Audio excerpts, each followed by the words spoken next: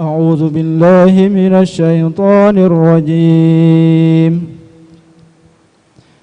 بسم الله الرحمن الرحيم.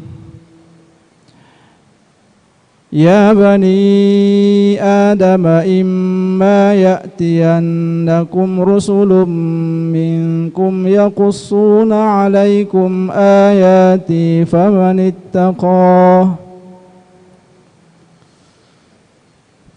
أعوذ بالله من الشيطان الرجيم. بسم الله الرحمن الرحيم. يا بني آدم إما يأتينكم رسل منكم يقصون عليكم آياتي فمن اتقى وأصلح فلا خوف عليهم ولا هم يحزنون. والذين كذبوا بآياتنا واستكبروا عنها أولئك أصحاب النار هم فيها خالدون. فمن أظلم ممن افترى على الله كذبا أو كذب بآياته أولئك ينالهم نصيبهم من الكتاب حتى إذا جاءتهم رسلنا يتوفونهم قالوا أين ما كنتم تدعون من دون الله قالوا ضلوا عنا وشهدوا على أنفسهم أنهم كانوا كافرين. قال ادخلوا في قد خلت من قبلكم من الجن والإنس في النار كلما دخلت أمة لعنت أختها حتى إذا اداركوا فيها جميعا قالت أخراهم لأولاهم ربنا هؤلاء أضلونا فآتهم عذابا ضعفا من النار قال لكل ضعف ولكن لا تعلمون. وقالت أولاهم لأخراهم فما كان لكم علينا من فضل فذوقوا العذاب بما كنتم تكسبون.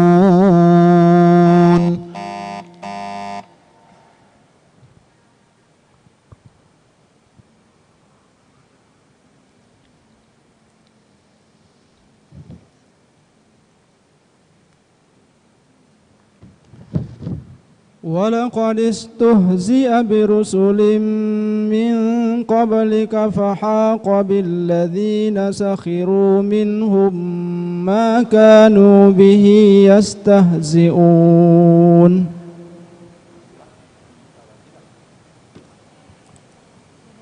Mohon diulang.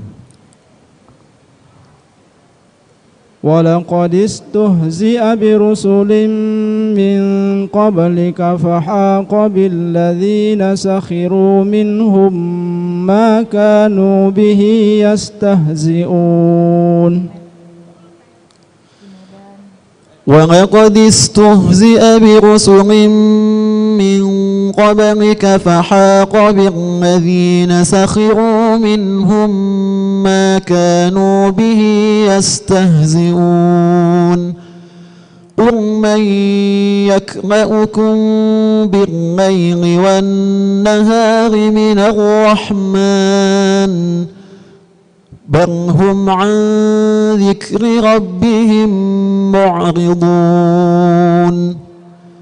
أم لهم آلهة تمنعهم من دوننا لا يستطيعون نصر أنفسهم وما هم منا يصحبون بل متعنا هؤلاء وآباءهم حتى طال عليهم العمر أفلا يرون أنا نأتي الأرض ننقصها من أطرافها أفهم الغالبون قل إنما أنذركم بالوحي وما يسمع الصم الدعاء إذا ما ينذرون ولئن مستهم نفحة من عذاب ربك ليقولن يا ويلنا إنا كنا ظالمين ونضع الموازين القسط ليوم القيامة فلا تظلم نفس شيئا وإن كان مثقال حبة من خردل أتينا بها وكفى بنا حاسبين ولقد آتينا موسى وهارون الفرقان وضياء وذكرا للمتقين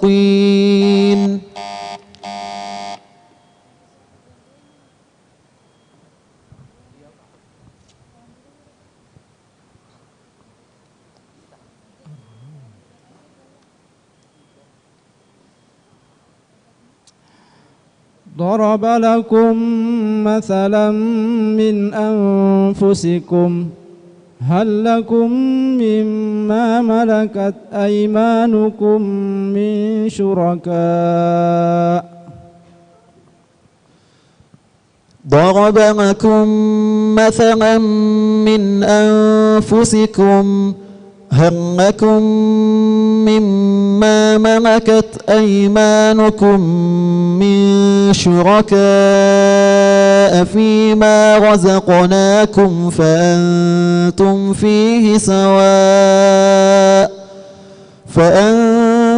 فيه سواء تخافونهم كخيفتكم أنفسكم كذلك نفصل الآيات لقوم يعقلون بل اتبع الذين ظلموا أهواءهم بغير علم فمن يهدي من أضل الله وما لهم من ناصرين فأقم وجهك للدين حنيفا فطرة الله التي فطر الناس عليها لا تبديل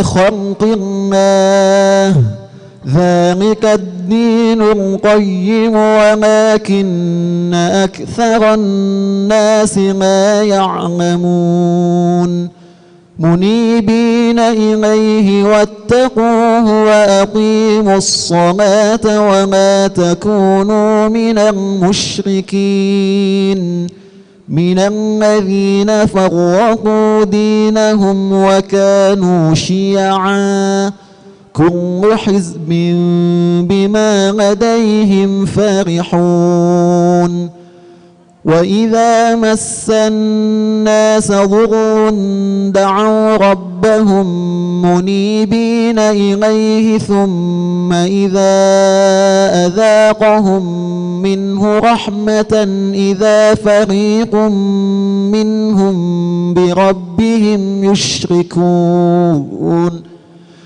ليكفروا بما آتيناهم فتمتعوا فسوف تعلمون أم أنزلنا عليهم سلطانا فهو يتكلم بما كانوا به يشركون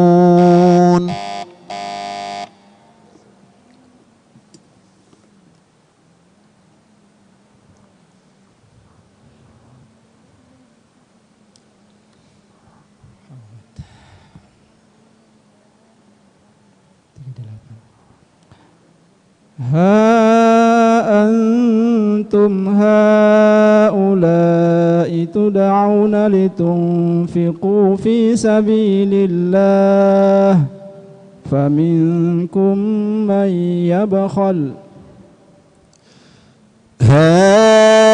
أنتم هؤلاء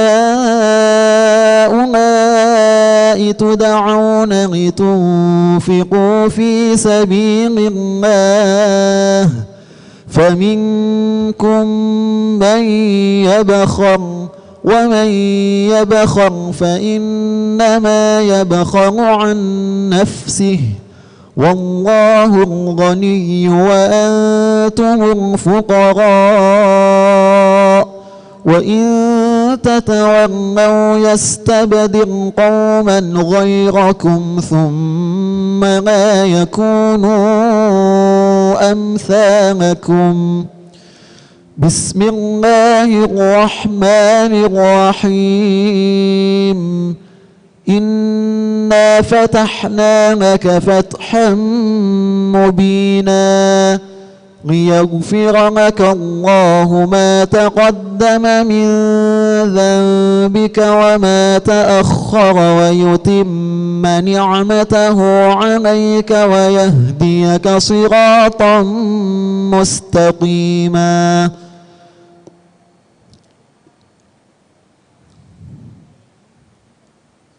وينصرك الله نصرا عزيزا هو الذي أنزل السكينة في قلوب المؤمنين ليزدادوا إيمانا مع إيمانهم ولله جنود السماوات والأرض وكان الله عليما حكيما ليدخل المؤمنين والمؤمنات جنات تجري من تحتها الأنهار خالدين فيها ويكفر عنهم سيئاتهم وكان ذلك عند الله فوزا عظيما ويعذب المنافقين والمنافقات والمشركين والمشركات الظانين بالله ظن السوء عليهم دائرة السوء وغضب الله عليهم ولعنهم وأعد لهم جهنم وساءت مصيرا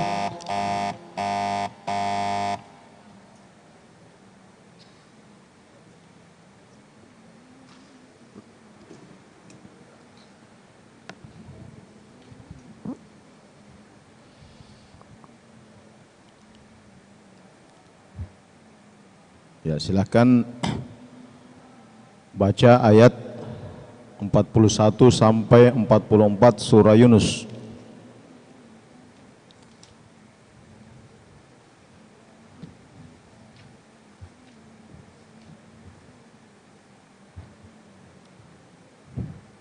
Silakan.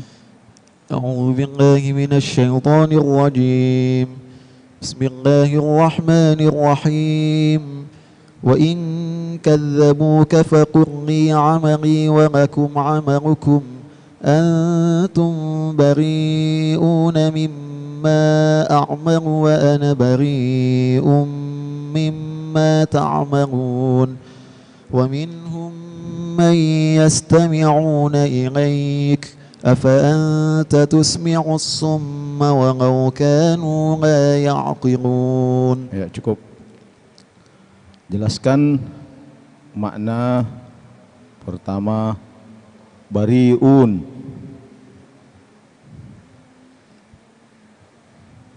Kalian terbebas. Berasal dari kata mana itu?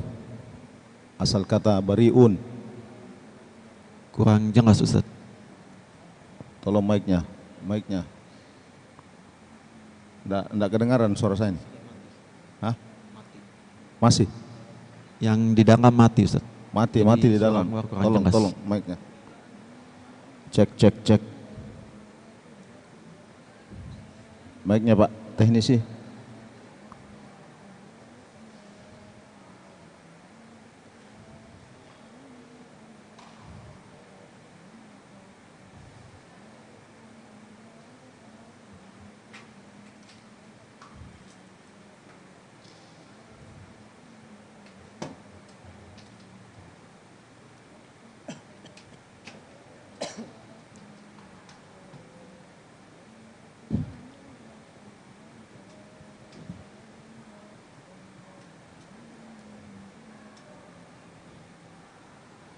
Cek.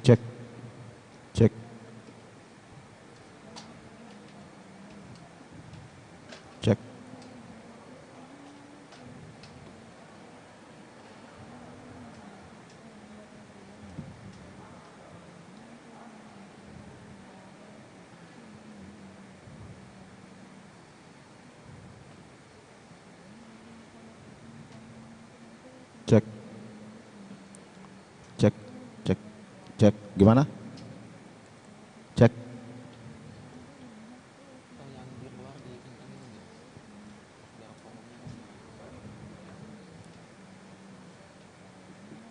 Satu, cek. Tes.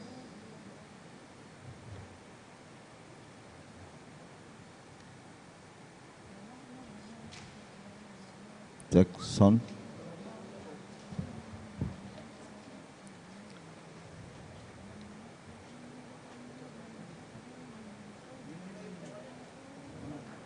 Tes. Udah. Lumayan terdengar. Lumayan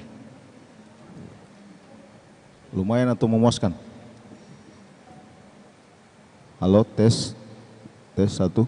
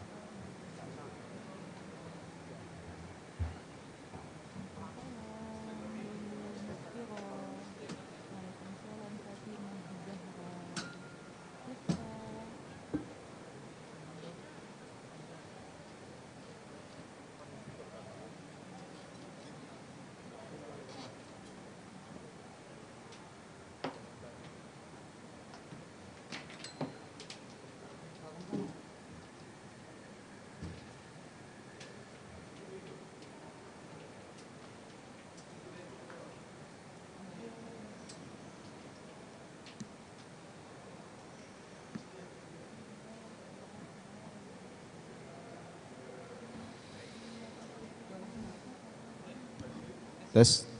Bisa? Oke. Nah, Ustaz. Ya, kita lanjutkan. Bariun. Apa artinya bariun? Bariun terbebas atau terlepas. Asal dari kata mana bariun? Dari baro'a, ya bara'u, baro'atan. Yastami'un. Yastami'un, mereka mendengar. As-summa. Tuli, Al-umya. buta. Yazlimun. Mereka zalim. Ya. Baik, jelaskan sebab nuzul serta munasabah ayat ini dengan sebelumnya. Bismillahirrahmanirrahim. berdasarkan asbabun nuzul yang ditulis oleh Syekh Al-Wahidi, juga asbabun nuzul yang ditulis oleh Lubabun Nukung fi asbabin nuzul oleh Suyuti, ketiga ayat ini tidak memiliki sebab turunnya ayat. Sedangkan munasabah atau hubungan keterkaitan antara tiga ayat ini dengan ayat-ayat sebelumnya, yang mana ayat-ayat sebelumnya Allah Subhanahu wa taala menjelaskan kepada kita semua bahwa ayat-ayat sebelumnya masih tentang orang-orang yang mengingkari tentang kenabian Rasulullah SAW, juga kewahyuan Al-Quran sebagai wahyu Allah. Maka ayat ini juga masih melanjutkan kisah yang diceritakan pada ayat-ayat sebelumnya, yaitu membicarakan tentang kejadian-kejadian yang berkaitan orang-orang munafik dan Rasulullah saat itu, yaitu mereka tetap mengingkari kenabian Rasulullah, dan juga mereka masih saja tidak mau atau enggan mengakui kewahyuan Al-Quran sebagai kalamullah. Ya, baik. Tafsirkan. Bismillahirrahmanirrahim. Firman Allah Subhanahu wa taala, "Wa in kadzdzabuka fakul li 'amali wa lakum 'amalukum." Al-ayah, bahwa setelah pada ayat-ayat sebelumnya Allah Subhanahu wa taala memberikan dan menggambarkan secara gamblang apa-apa karakter dan sifat-sifat yang mereka lakukan kaitan ketika mereka berhadapan dengan Nabi dan risalah yang dibawanya. Ini bermula dari bal kadzdzabu bima lam yuhitu bi ilmihi wa lamma yatihim ta'wiluh. Mereka mengada-adakan sesuatu yang tidak ada pada dasarnya, atau sesuatu yang tidak digariskan secara syariat Allah Subhanahu wa taala. Maka setelah melalui perjalanan panjang dakwah Nabi Muhammad SAW, ternyata mereka masih enggan untuk mengakui adanya syariat Allah sebagai suatu jalan yang benar. Oleh sebab itu ayat ini memberikan ilustrasi sederhana kepada Nabi Muhammad. Wa in kadzdzabuka faqul li 'amali wa lakum 'amalukum. Allah memerintahkan Nabi Muhammad SAW melalui ayat ini bahwa jika mereka masih tetap membohongimu, atau jika mereka masih tetap enggan untuk mengikuti risalahmu wahai Nabi Muhammad, maka katakanlah li 'amali wa lakum 'amalukum. Maka ada yang mengait-ngaitkan seperti Az-Zamakhsyari dengan Al-Kasyaf, beliau mengaitkan ayat ini dengan turunnya ayat qul ya ayyuhal kafirun la a'budu ma ta'budun. Sehingga berangkat dari dua term itu, maka muncullah ayat di dalam surat Yunus yang berbunyi qul ya ayyuhan nasu in kuntum fi syakkim min dini fala a'budu alladziina ta'buduna min dunillah. Maka ayat-ayat tadi itu adalah merupakan suatu konsekuensi yang terjadi ketika antara Nabi Muhammad dan kaumnya saat itu tidak menemui titik temu. Oleh karena itu Allah Subhanahu wa taala memberikan tasliyah atau hiburan kepada Nabi, antum bari'una mimma a'malu wa ana bari'u mimma ta'malun. Allah Subhanahu wa taala melalui lisan Nabi Muhammad SAW menyampaikan bahwa engkau wahai Muhammad sudahlah engkau terbebas dari pekerjaan-pekerjaan mereka, dan mereka juga akan terlepas dari syariatmu. Ketika apa? Ketika engkau sudah menyampaikan risalah, karena tugasmu adalah tablighi risalah, bukan menunjukkan atau memberikan hidayah kepada mereka. Ya, langsung di ayat terakhir, innallaha la yazlimun nasa syai'an. Langsung ayat itu ditafsir. Innallaha la yazlimun nasa syai'an walakinnan nasa anfusahum yazlimun. Maka setengah uraian dari ayat di atas, Allah menyebutkan bahwa sebenarnya mereka adalah menzalimi diri sendiri ketika mereka bermaksiat kepada Allah. Ketika mereka ingkar kepada Nabi Muhammad, sebenarnya Allah tidak menzalimi mereka, tapi pekerjaan-pekerjaan yang mereka lakukan itu hanyalah mendolimi mereka sendiri. Sebab apa? Allah memiliki satu instrumen jelas tentang hal ini. Kenapa? Karena ketika manusia berbuat salah, ketika manusia berbuat maksiat, maka sebenarnya dia sudah mengurangi porsi pahalanya. Sebenarnya dia sudah mengurangi porsi hidupnya sebagai hamba yang baik.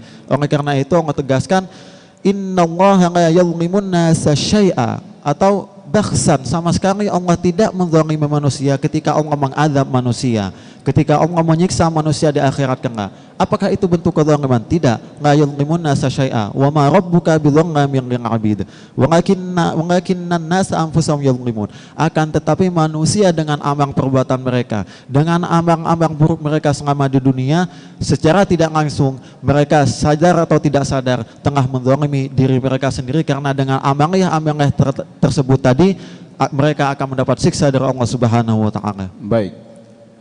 Kemaksiatan yang dilakukan oleh manusia, apakah itu keinginan manusia atau keinginan Tuhan? keinginan manusia.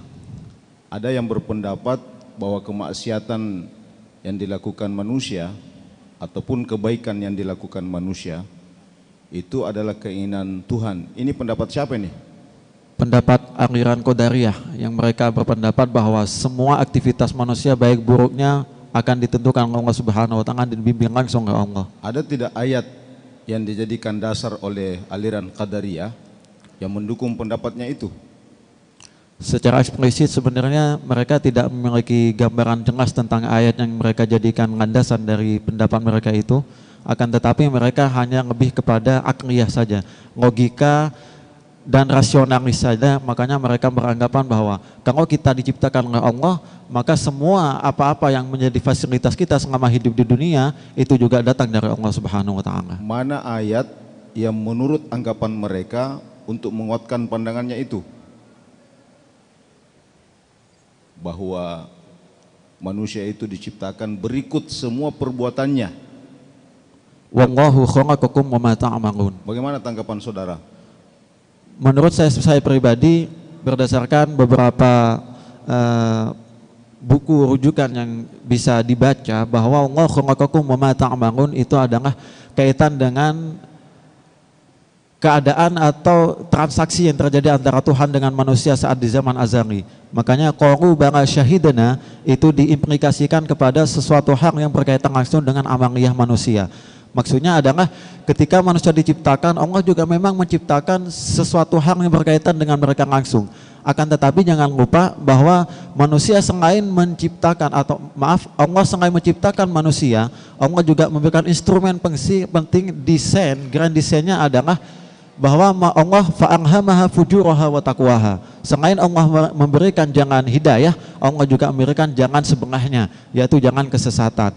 Maka wahadainahun najdain adalah suatu pilihan, ikhtiar manusia untuk menentukan mana yang akan mereka pilih. Ketika mereka memilih untuk menjadi bermaksiat kepada Allah atau al-asi nabillah, maka mereka yadhlimun nas atau mereka yadhlimuna anfusahum.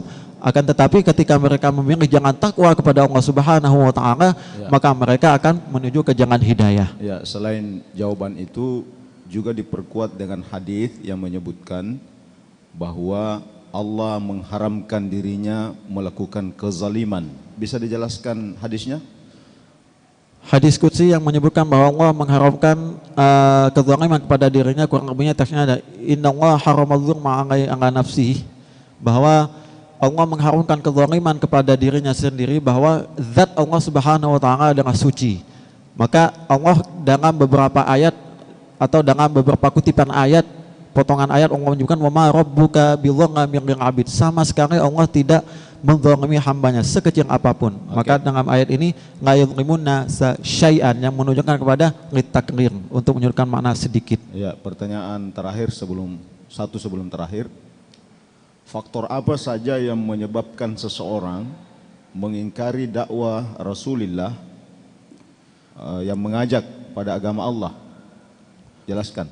Faktor penting yang melatar belakangi bahwa mereka enggan untuk mempercayai dan mengikuti dakwah Rasulullah adalah seperti tergambar dalam beberapa ayat, yang diantaranya wa idza qila lahum ta'alu ila ma anzalallahu wa ila rasul, bahwa mereka menganggap apa yang mereka dapatkan dan apa yang mereka lakukan sekarang itu sudah benar. Pertama. Yang kedua, apa yang mereka lakukan, amaliyah agama yang mereka lakukan saat itu sudah mereka anggap mutlak, karena itu berasal dari ayah atau kakek nenek moyang mereka. Yang berikutnya adalah memang dasarnya mereka tidak mau menerima hidayah dari Allah Subhanahu wa taala, sehingga konsekuensinya adalah kadzalika nataba'u 'ala qulubil mu'tadin, firman Allah. Maka ketika mereka enggan, maka sekalian Allah menutup hati mereka yang enggan untuk mengikuti risalah Allah Subhanahu wa taala. Ya, pelajaran apa yang dapat diambil dari ayat ini? Pengajaran yang bisa diambil dari beberapa ini, pertama adalah bahwa dakwah itu harus dilakukan dengan proporsional, tidak memaksakan. Kemudian yang kedua, bahwa seseorang yang mendengar maka dia akan mampu untuk mengikuti sekalipun tidak mempercayai. Kemudian yang ketiga, bahwa petunjuk itu hanya datang dari Allah. Tugas manusia bahkan Nabi sekalipun hanya menyampaikan. Kemudian terakhir, bahwa Allah tidak sama sekali menzalimi manusia, maka haruslah kita sadar bahwa Allah menyayangi kita semua. Wallahu a'lam bishawab. Barakallahu fiik. Shadaqallahul azim.